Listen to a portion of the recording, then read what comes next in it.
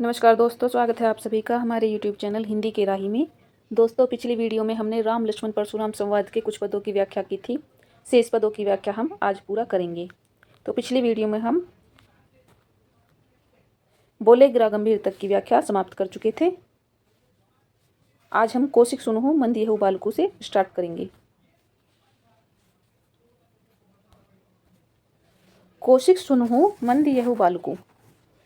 कौशिक कहा गया विश्वामित्र जी के लिए। तो परशुराम जी विश्वामित्र जी से कह रहे हैं कि हे विश्वामित्र, सुनहु मंद येहु बालकु, यह बालक बहुत ही मंद बुद्धि का है, कुटिल है। किसके लिए? लक्ष्मण जी के लिए। कुटिलो काल बंस निज कुल घालकू, यह काल के बस में होकर अपने कुल का घातक बन रहा है। घालकू का अर्थ है जो अपने कुल का नाश करने वाला हो। तो यह काल के बस में होकर अपने कुल का नाश कर देगा, घातक बन जाएगा। भानुवंश राकेश कलंकु, यह सूर्यवंशी राकेश यानी चंद्रमा के कलंक के समान है। कलंक के समान है। निपट निरंकुशु अबुधु असंकु, यह बिल्कुल उदंड, मूर्ख और निडर है। काल कबलु हो ही क्षण माही, यह अभी क्षण भर में ही यह काल का ग्रास हो जाएगा, काल का निवाला बन जाएगा। कहूँ पुकारी खोरी मोहि नाही, मैं यह बात पुकार पुकार कर बता रहा हूँ। खोरी यानी कि दोष, फिर मुझे दोष मत देना। सुनहु हट कहू जो चहु उबारा, उबारा का अर्थ होता है बचाना।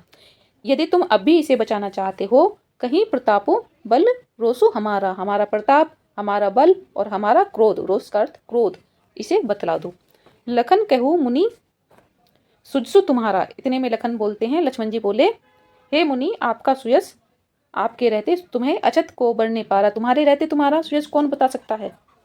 अपने मुँह आपनी करनी, आप अपने मुँह ही अपनी अनेक बार अनेक भांति बहु कर बरनी, अपने ही मुँह अपने अनेक बार अलग अलग प्रकार से अपना वर्णन कर चुके हैं। नहीं संतोषु ते पुनि कुछ कहूँ, अगर इसने इतने में ही आपको कोई संतोष नहीं हो रहा है तो फिर से कुछ कह डालिए। जनी रिस राकी दुसह दुख सहू, आप यह क्रोध रोककर ऐसे दुख मत सहिए। आप जो अपने बारे में कुछ और बखानना चाहते हैं तो वह भी बखान डालिए।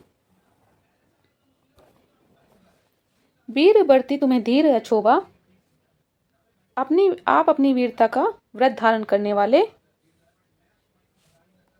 धैर्यवान और क्षोभ रहित हैं। अछोबा का अर्थ है धैर्यवान और क्षोभ रहित। गाली देते न पाहु शोभा, आप गाली देते हुए शोभा नहीं पा रहे हैं।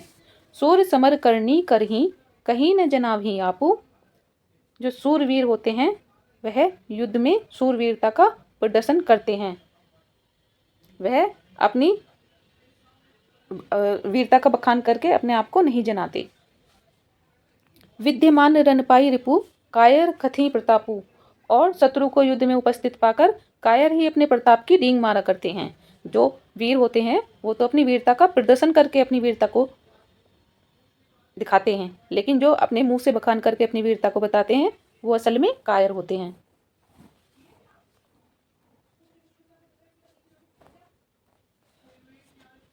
तुम्हें तो कालू हाँक जनु लावा, लक्ष्मण जी बोल रहे हैं कि आप तो मानो काल को हाँक हाँक कर बार बार मेरे लिए ला रहे हैं। बार बार मुहि लागे बुलावा, मेरे लिए ही बार बार काल को बुला रहे हैं। सुनत लखन गए वचन कठोरा, लखन जी के कठोर वचन को सुनते ही परशु सुधारी धरेऊ कर घोरा, परशुराम जी ने अपने भयानक फरसे को सुधार कर अपने हाथ में पकड़ लिया और बोले, अब जनी देई दोषु मोहि लोगो, अब लोग मुझे दोष ना दें। कटुवादी बालको वध जोगु, यह कड़वा जो बोलने वाला बालक है, यह जो कड़वा बोलने वाला बालक है मारे जाने योग्य ही है, मुझे दोष मत देना। बाल बिलोकु बहुत मैं बाँचा, इसे बालक समझकर, बिलोकु का अर्थ है देखकर, तो बालक देखकर मैंने बहुत इसे बचाया। अब यह हूँ मर निहार भा साचा, लेकिन अब सचमुच में ही ये मरने को आ गया है। कौशिक कहा क्षमई अपराधु, इतने में विश्वामित्र जी बोल पड़े कि अपराध क्षमा कीजिए। बाल दोष गुण गण ही न साधु, जो बालकों के दोष और गुण होते हैं उन्हें साधु लोग गिनते नहीं हैं, साधु लोग उन गुण और दोषों को नहीं देखते हैं। खर कुठार में अकरुण को ही, परशुराम जी बोले, तीखी धार है उसका मेरा जो कुठार है, अकरुण को ही, यह दया रहित और बहुत क्रोधित है। आगे अपराधी गुरुद्रोही, और यह अपराधी जो मेरे सामने खड़ा है, यह उसके लिए उसका उत्तर देगा। उत्तर देते छोड़ो बिन मारे, यह जो मेरे सामने कठोर वचन बोल रहा है, मेरे लिए उत्तर दे रहा है कठोर कठोर, इसे यह मेरा फरसा बिना मारे नहीं छोड़ेगा। केवल कौशिकशील तुम्हारे, केवल कौशिकशील तुम्हारे, मैं इसे, हे विश्वामित्र, तुम्हारे प्रेम के कारण ही मैं इसे छोड़ रहा हूँ, नहीं तो मेरा फरसा, मेरा कुठार इसे बिना मारे नहीं छोड़ता। न ते यही काटी कुठार कठोरे, नहीं तो इस कठोर कुठार से काटकर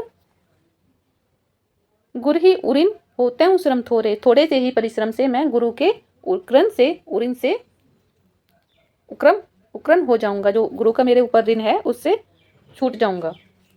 गादी सुनो कह हृदय हसी, मुनि हरि यरे सूझ, अयमय खांड न ऊख में अजहू न बूझ अबूझ। अब विश्वामित्र जी हृदय में ही हंसकर कह रहे हैं, अपने ही हृदय में वो बोल रहे हैं कि परशुराम जी को हरा ही हरा हरि यरे सूझ। अब मुनि जी जो हैं, ये जो परशुराम मुनि हैं, इन्हें हरा ही हरा दिख रहा है, इन्हें अपनी वीरता के सामने कोई वीर नहीं दिखाई दे रहा है। अयमय खांड न ऊख में, और ये श्री राम और लक्ष्मण जी को साधारण मनुष्य समझ रहे हैं, किंतु यह तो फौलाद की बनी हुई खांड है। अयमय खांड न ऊख में, जो फौलाद की बनी हुई खांड है, लेकिन रस की खांड नहीं है जो मुंह में लेते ही गल जाए। मुझे ऐसे मुनि की बेसमझ जो बातें हैं उस पर बड़ा खेद हो रहा है। कहें लखन मुनिशील तुम्हारा, अब लक्ष्मण जी ने कहा, हे मुनि, आपके प्रेम को कौन नहीं जानता, कौन नहीं जान विदित संसारा, सारा संसार जानता है। मात पिता ही उरिन भयनी के, आप तो माता पिता के ऋण से उतर चुके हैं, उनका तो ऋण आपने चुका दिया है।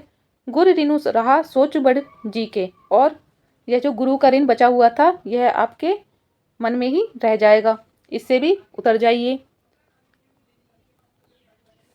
सो जनु हमारे ही माथे काढ़ा, ये हमारे ही माथे उतरना था, हमारे ही मत्थे काढ़ा था। दिन चली गए ब्याज बढ़ा, बहुत दिन बीत गए हैं इस ऋण को चढ़े हुए, और बहुत ब्याज भी बढ़ गया होगा इसका। अभी आने व्यव हरिया बोली, तुरंत देव में थैली खोली। अब आप ऐसे करिए, इसका हिसाब लगाने वाला कोई पकड़ के ले आइए और मुझे इसका हिसाब बतला दीजिए, मैं अभी थैली खोलकर सारा ऋण चुका दूंगा।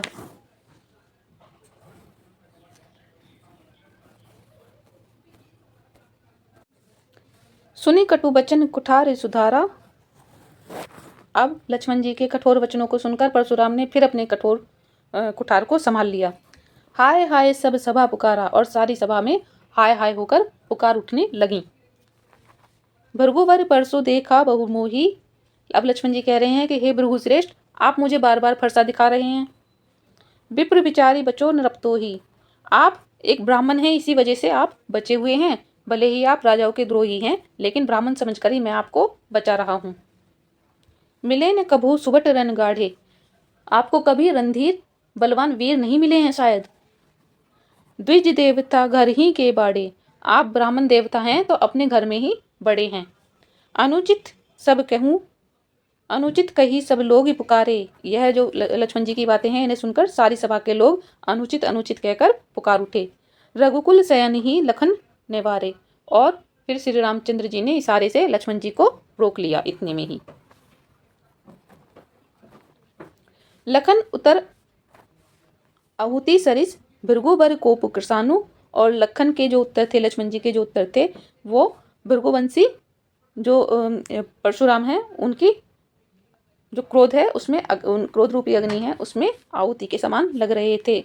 बढ़त देखी जल सम बचन बोले रघुकुल भानु, और रघुकुल के जो सूर्य श्री रामचंद्र जी हैं, उन्होंने फिर उसे बढ़ता हुआ देखकर अग्नि को अपने जल से शांत करने वाले वचन रूपी, अपने जल रूपी वचन जो अग्नि को शांत करने वाले हैं, वो बोले।